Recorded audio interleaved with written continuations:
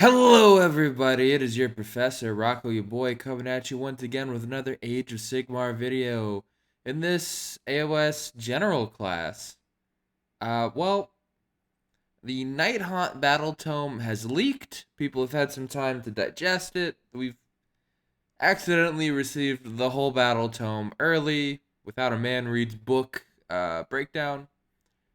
And I don't have an NDA with GW, so technically I don't have to wait to you know, post a video. And I'm still wearing all my New York Mets stuff because my baseball team's doing good. Let's go. So, riding as much positiveness as we can in this day and age, I want to talk about three things in this battle tome that I am very excited about and do almost like a pseudo, hey, send me a book to review. I'm kidding, that'll never work. But, if I did, hypothetically, if I ever saw books early, this is the kind of thing I might do. Who knows? I might do that anyway when other books come out. But for me, three changes that I like seeing in the Nighthaunt book, because believe it or not, I play Nighthaunt. My wife plays Nighthaunt. We share the armies that we have. So collectively, we have four armies. It's Stormcast, Cities, Deepkin, and Nighthaunt. I'm normally more on the side of Order to be like an anti-hero kind of thing, but she loves her death. Got me a little more into death armies, and it's a fun time. And we split the starter box at the beginning of second, and we haven't looked back since. And if you remember, dear viewer, that when we had our tournament recap of the last tournament I went to, it's been a while. We got second place as a Deepkin Nighthaunt team, so we're invested in Nighthaunt here. We got a good amount of points in it, and let's just get into some of these changes that we're both very excited about, but my wife doesn't want to go on camera to talk about, so she handed me a list of stuff. So first off, thing that we're both generally excited for, the elite instability changes. Let me tell you, just seeing that Aura of Dread turns off Inspiring Presence, love it. And I'm not gonna put these on the screen in case someone gets weird with a takedown NDA, whatever. So I'm just gonna talk about it. But Aura Dread, the new rule is enemy units are terrified while they're within 3 inches of any friendly Nighthaunt units. While a unit is terrified, it cannot issue or receive the Inspiring Presence command. This ability has no effect on Nighthaunt units. Before, it was -1 to your bravery, which didn't feel impactful in the second edition codex, because it was like everyone would just Inspiring Presence or have some way to ignore Battle Shock or some kind of a thing. This just immediately turns off one of the tools for that. I like it a lot. And a lot of the stuff is more killy, um, which is really cool. So you're going to be forcing a lot of Battle Shocks on people that they're going to have to probably take now. Because remember, terrain can be destroyed through a monstrous action that everyone gets access to. So turning off Inspiring Presence, love it. Love it. Ethereal got reworked as part of the Allegiance ability here, where you always have the 6-up ward save now. Before, which you had to be wholly within like 12 inches of a hero. It was restrictive as heck. The whole kill the heroes meme was around death. And when Soulblight Gravelords got remade to be like you can get it near the grave sites, and it was like, oh, okay, cool. So they're basically gonna have like a table wide between the heroes and the grave sites and whatever, a 6-up ward save, and it made Nighthaunt just feel that much worse. And now it's just all the time, and all the time you are in the Nighthaunt army. You can't like ally in Nighthaunt and then they'll get their save, because this is just for being in a Nighthaunt army. You also get Aura Dread just for being in a Nighthaunt army. Again, doesn't apply if you take Nighthaunt units out of the army as allies. But while you're Nighthaunt, you get the 6-up ward. You can retreat and charge army wide, which is huge because you fly, so you can move over stuff. And retreating and charging is probably my pick for strongest tool in this game is movement shenanigans, and now a whole army gets it that can fly. It's gonna be such a tough army to pin down, and more resilient. And Ethereal also kept that you ignore modifiers positive or negative to save roll. So if your War Scroll says you're a 4-up save, it is always a 4-up save with a 6-up ward while you're in your Nighthaunt army. And it's really freaking cool. Also, as a note, that means Nighthaunt units outside of a Nighthaunt army, unless it's on the War Scroll, are an Ethereal. Interesting, but I'm sure it's all on all the War Scrolls. Will be fine.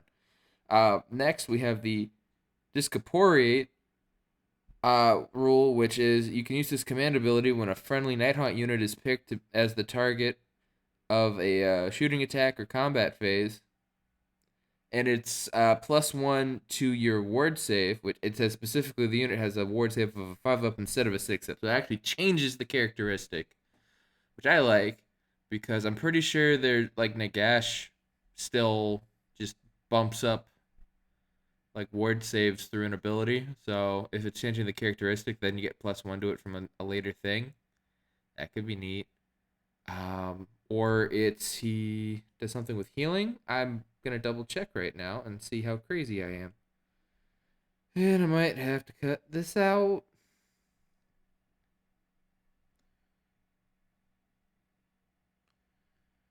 Nagash 995 Wizard War Master Death Incarnate. Add 1 to ward rolls for units until the end of the phase. No, I am correct with Nagash's ability of +1 to ward rolls. So you could actually bring him in a Nighthaunt army and give something a 4-up ward. That's really a 4-up 4-up. That's really freaking cool. So many things are a 4-up save in Nighthaunt.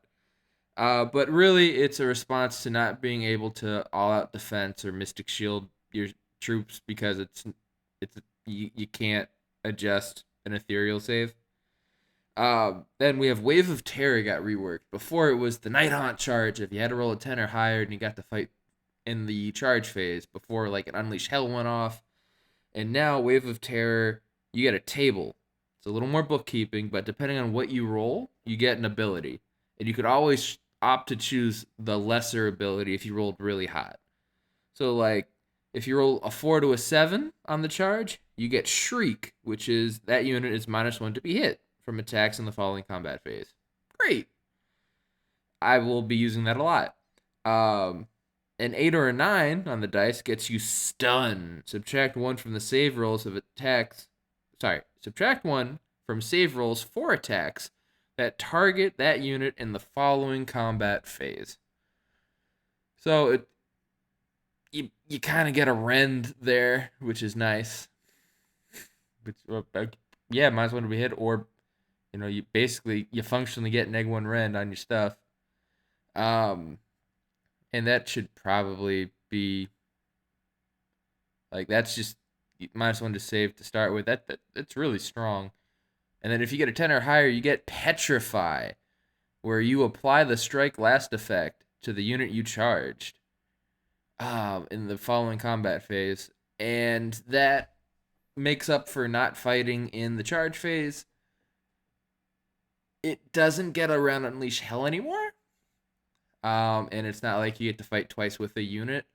On our channel, we actually did a Nighthaunt battle report where I played Nighthaunt against Stormcast, and the thing that saved my game was fighting twice to kill something.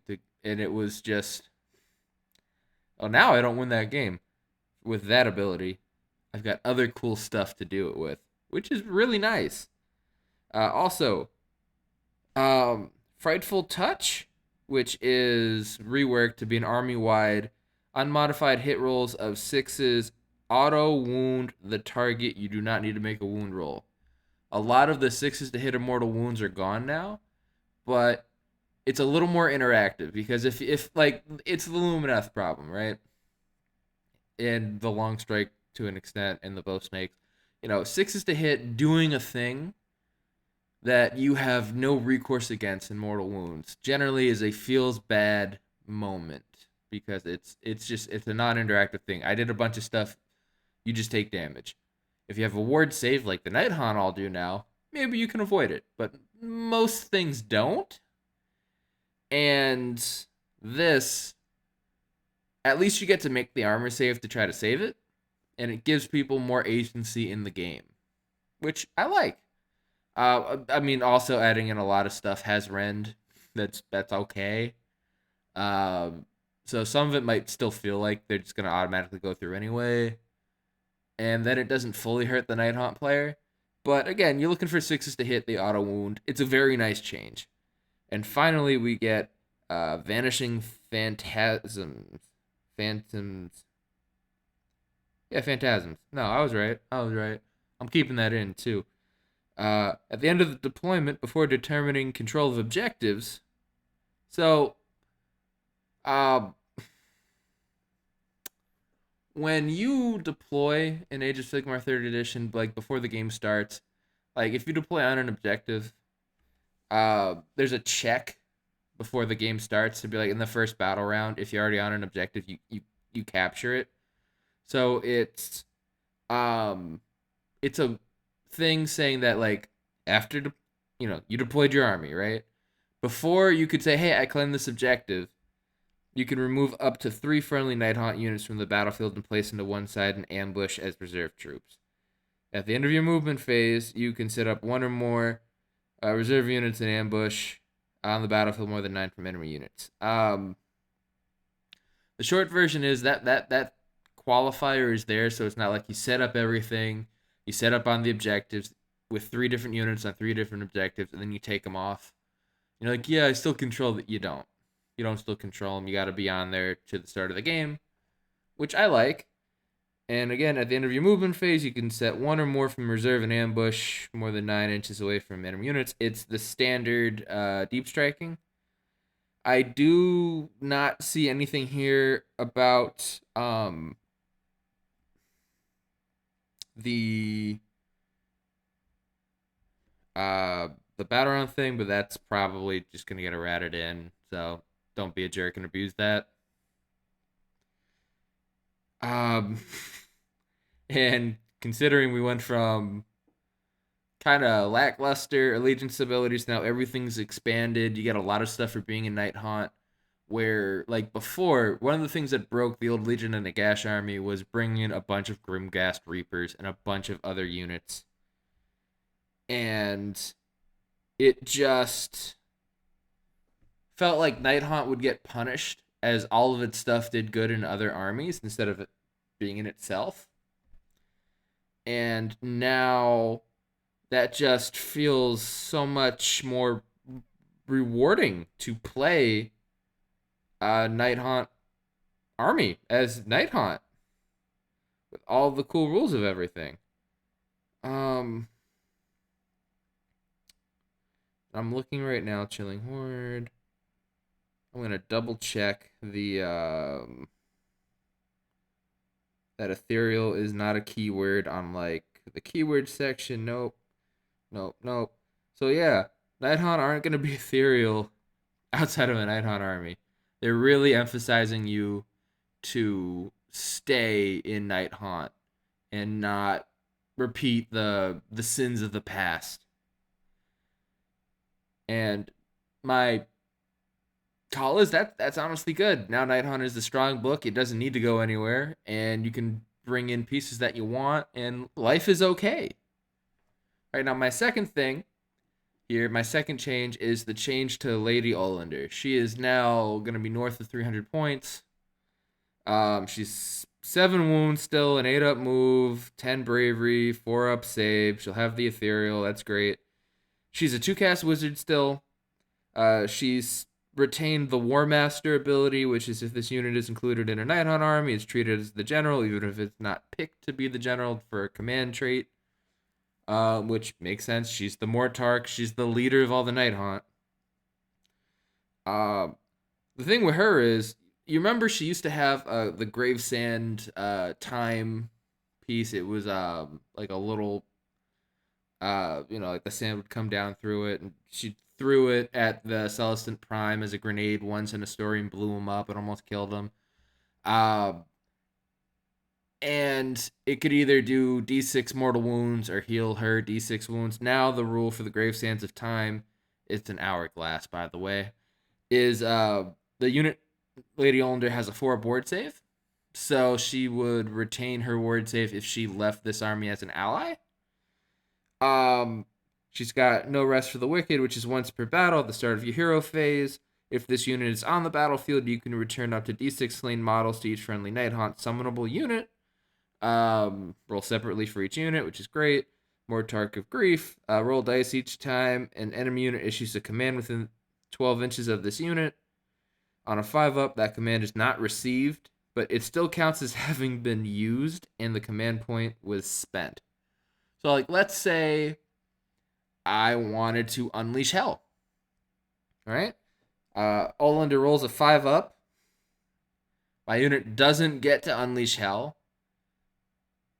I lose the command point, and that counts as my one time in my turn that I could have issued Unleash Hell.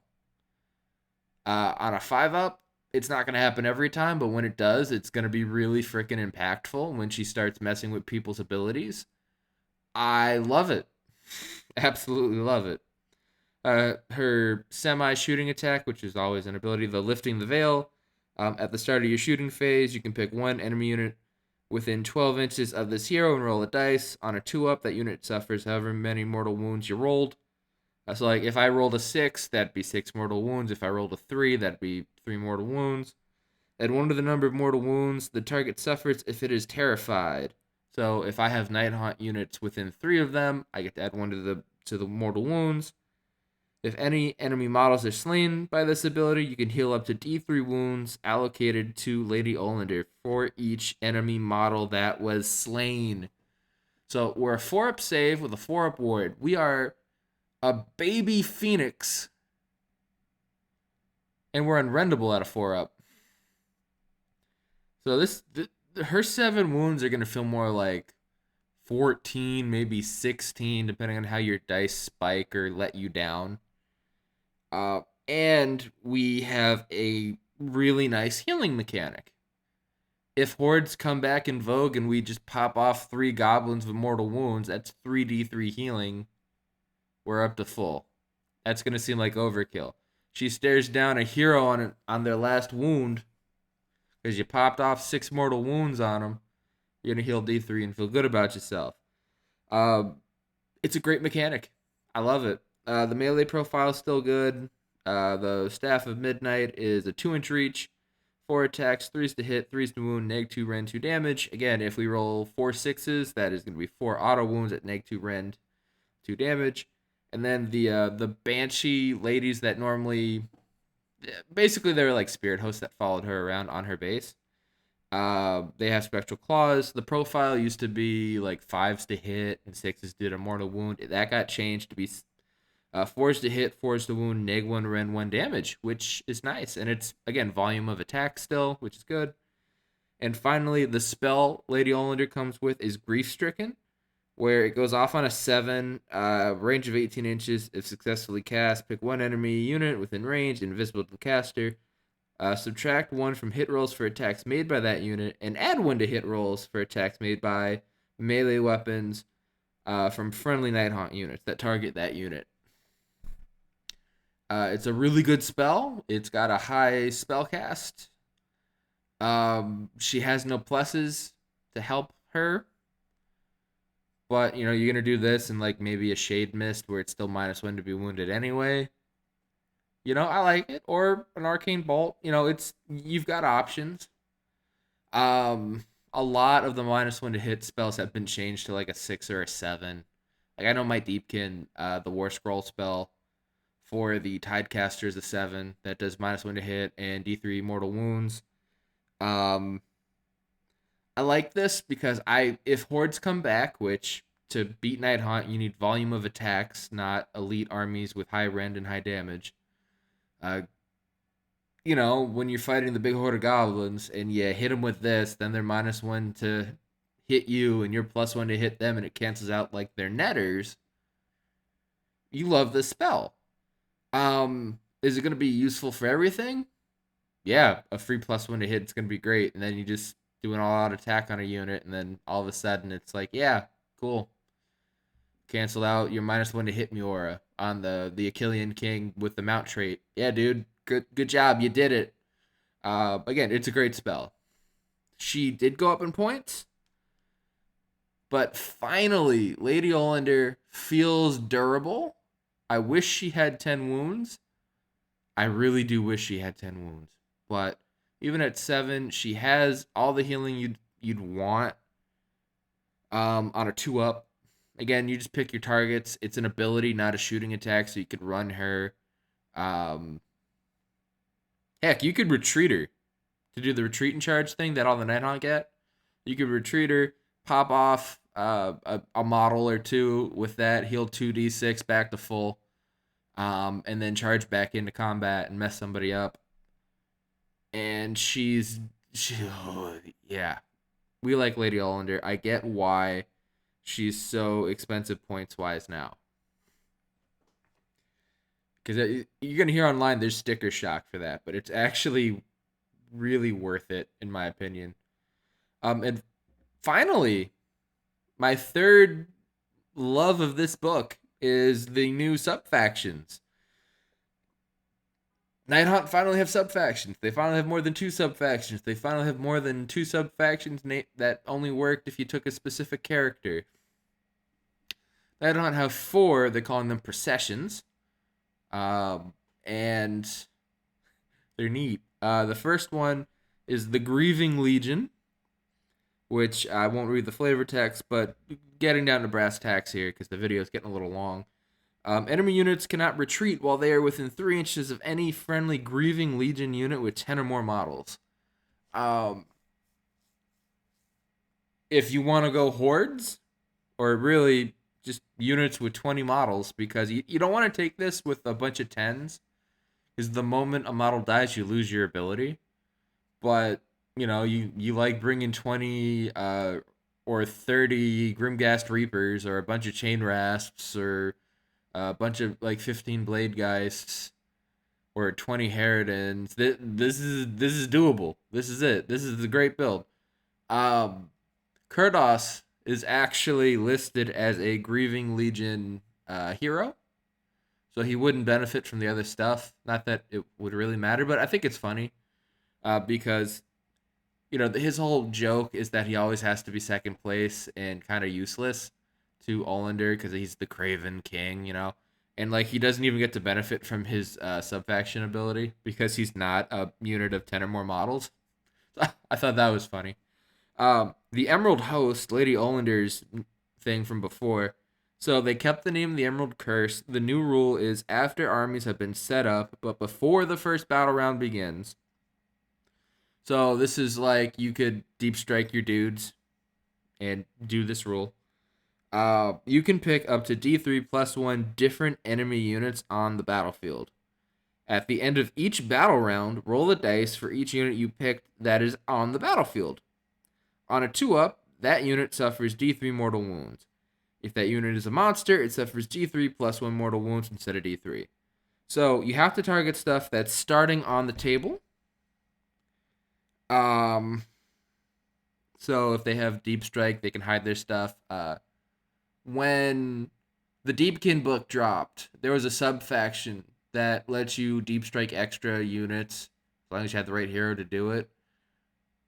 This is where a null deploy list becomes kind of viable, where if this becomes popular, you switch to that. But with the Emerald Host here, you're getting at least 2 units you could pick. It's 2 support heroes or whatever, and it's on a 2-up, you do D3 mortal wounds. If it's a Stonehorn, it's D3+1 because it's a monster. If you wanted to kill a Charybdis easily, this is a great way to do chip damage. A lot of Nighthaunt stuff. Again, we lost 6s to hit or mortal wounds. We got auto wounding instead. This is nice, generally reliable mortal wounds that you won't get off from casting because your spells are utility more now. You'd rather take the utility stuff than a lot of straight damage. Again, it's really nice. And if you spike the D3 roll, you pick 4 units. A lot of people are rocking 1 or 2 heroes unless they're doing double Warlord Battalion or something crazy. But if it's this, I'm going against a Lumineth Realm Lords player, Teclis, the Cathalar, And the archers, the one unit of 30 archers are probably gonna be my three that I in priority. Teclis because he's a jerk and he reflects mortal wounds from spells anyway. This is an ability, so I like that. The Cathalar to kill that quickly so it doesn't transfer the battle shock to me and doing some weird stuff because this Nighthaunt I normally can turn off someone's battle shock from the command point, but they have an ability to get around that, so I need that model dead. Kathy is always my public enemy number one when playing against Lumineth. And then the archers because I can't get around their Unleash Hell anymore. And a lot of people usually bring at least one unit of 20, if not make it a 30 or two 20s going around. So to give me a way to soften that up, even if I don't bring shooting, it's nice. And again, this is an ability, so Teclis can't use his spell ignore. Um, and it's useful. The next procession is the Scarlet Doom, and I would like to note, whoever did the art, you did it gorgeously. Whoever edited the book to have the Scarlet Doom be a sub faction for Bladegeist Revenants, and they have a picture of a Dreadscythe Harridan, we gotta talk. This got through a couple meetings. Again, the art's beautiful. I love the rule. But we could have had a really cool Bladegeist Revenant because this rule is after a friendly Scarlet Doom Bladegeist Revenant's unit makes a charge move, you can pick one enemy unit within 1 inch of that unit. If you do, roll a number of dice equal to the number of models from the charging unit, the Bladegeists. For each 5-up, the target suffers a mortal wound. This is it's impact hits. Think of it that way for your Bladegeists. And it's similar to like the evocators in Stormcast, where you roll dice depending on the models in your unit, and you hit a certain target number for each time you hit that number. So for each 5-up, you do a mortal wound. When I look at a new book, I look to compare it to things that are already out, things that I play, things that are good in a meta at any given time, and I try to like contextualize it that way. And for me, I love this ability. And I know a lot of existing Nighthaunt players honestly really like Bladegeist. I probably know 10 or 15 in person that really loved their Bladegeists through, like, I've played in Delaware, Pennsylvania, seen it in New Jersey, the DC, the Nova area, New York City ish, like up and down there, in upstate New York too, where I'm in a nice corridor for that, and then New England, where people just collected a bunch of blade guys because they used to have the retreat and charge rule, and now your whole army gets it. So you're like, oh man, what's the cool rule? Well, if you go Scarlet Doom, when you charge on 5-ups and your big blocks, and also the blade guys, I believe, turn into battle line. So let's triple check that real quick here from the leaks. Bladegeist, Revenant, Bladegeist. Battle line and a Scarlet Doom unit. Okay. And their unit size is actually 10. So you can get a 30-man Bladegeist unit.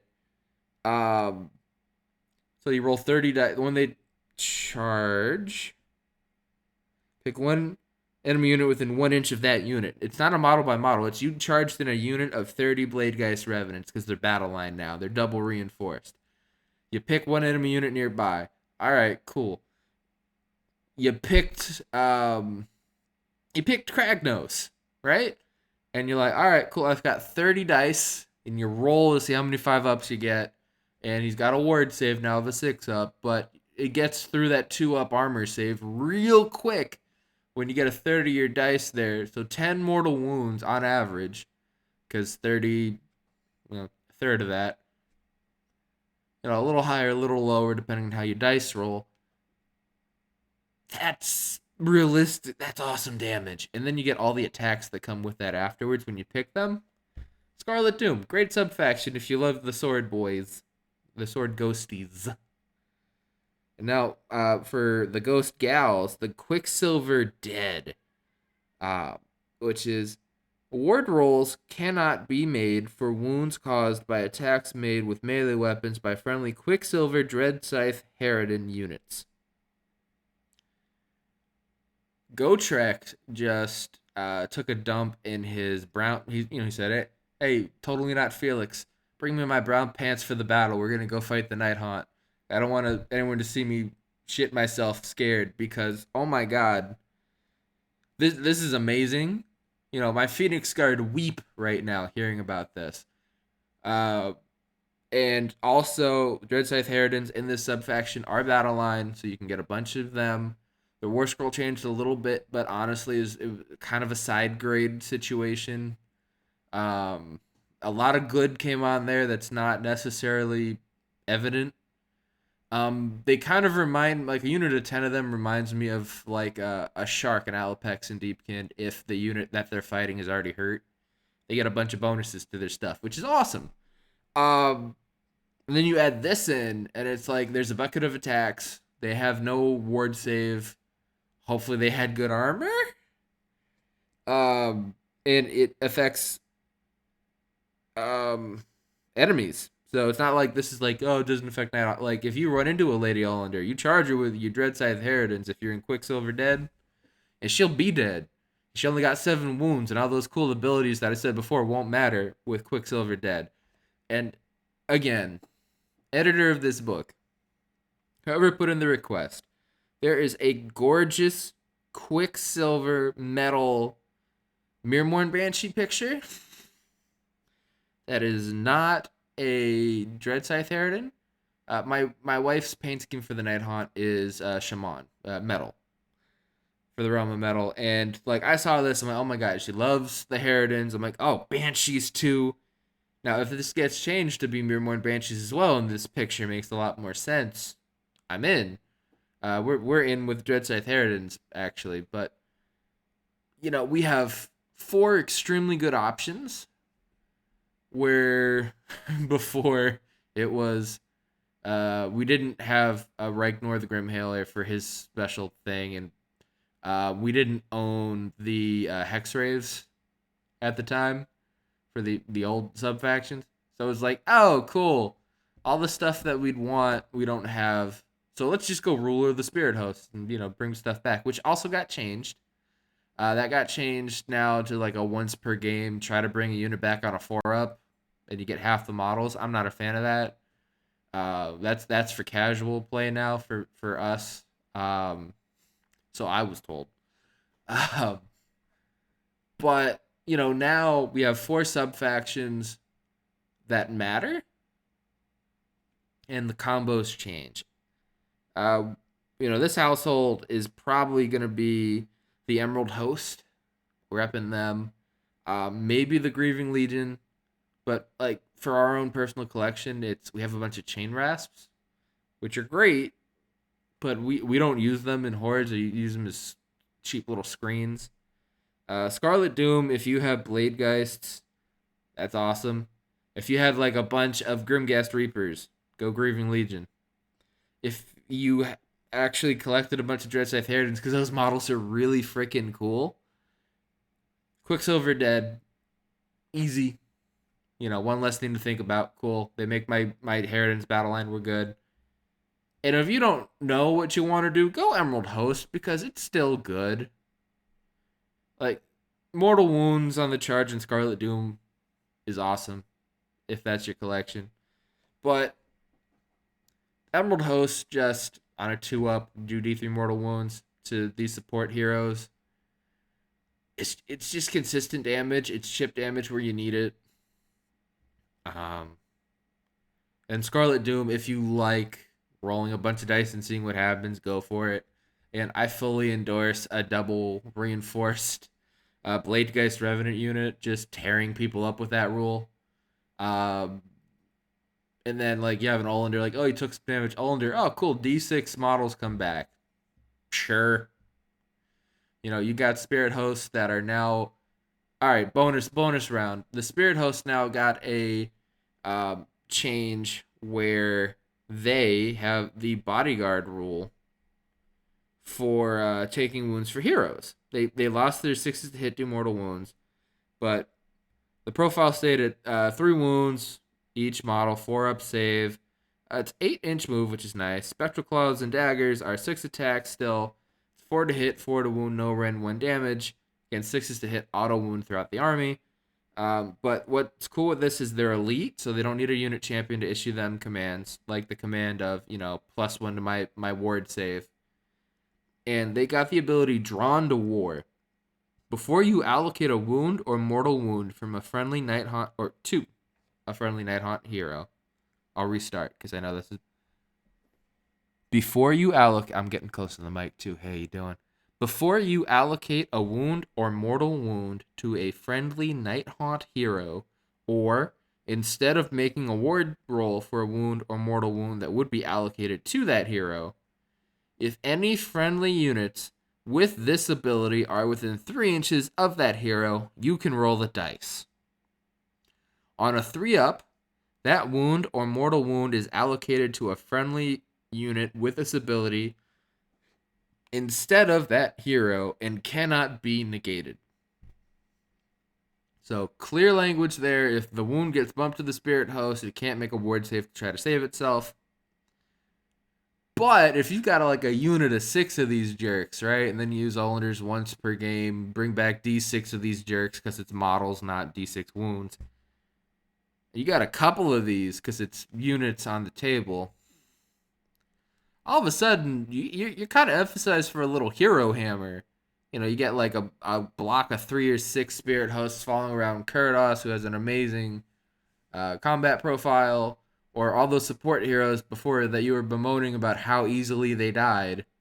Spirit hosts, which a lot of people had a unit of 6 or 9 of them, which are still a battle line too, if I remember right. Yeah, still a battle line. 125 points for 3 now.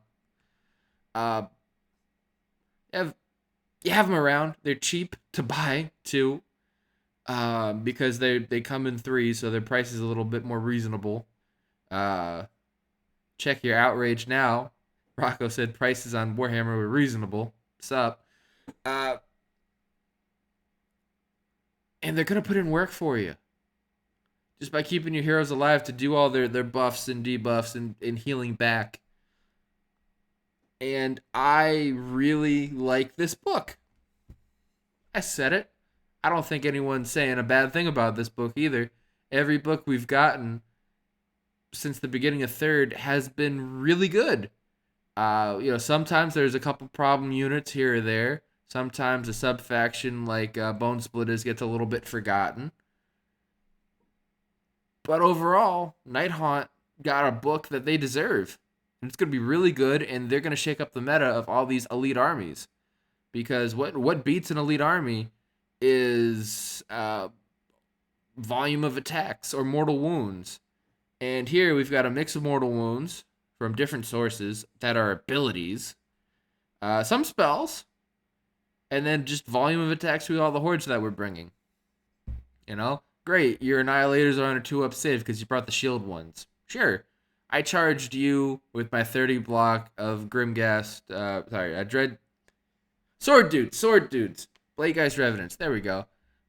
I got 10 mortals on a 5-up. You had 3 models that were 3 wounds each. They're dead. Cool. And then just keep doing that over and over again. Great. I retreated and I charged back in with my Bladegeist Revenants because I can retreat and charge. Cool. Picked your big murder dragon, Mr. Whippy. Karzai. Rolled a bunch of mortal wounds on him too. Get him dead.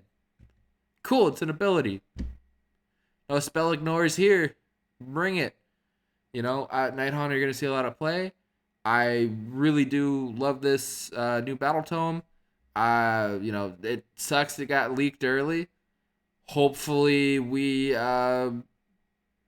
get it sooner than later, and we can start playing games with it. I mean, the whole thing leaked. We could play games with it now, but You know what I mean. You know what I mean. So anyway, thanks for coming to class. Leave a like, subscribe if you haven't, share this with your friends. Rocco's got some hot takes of three things, four because I added the Spirit Host that I love about the new Nighthaunt battletome.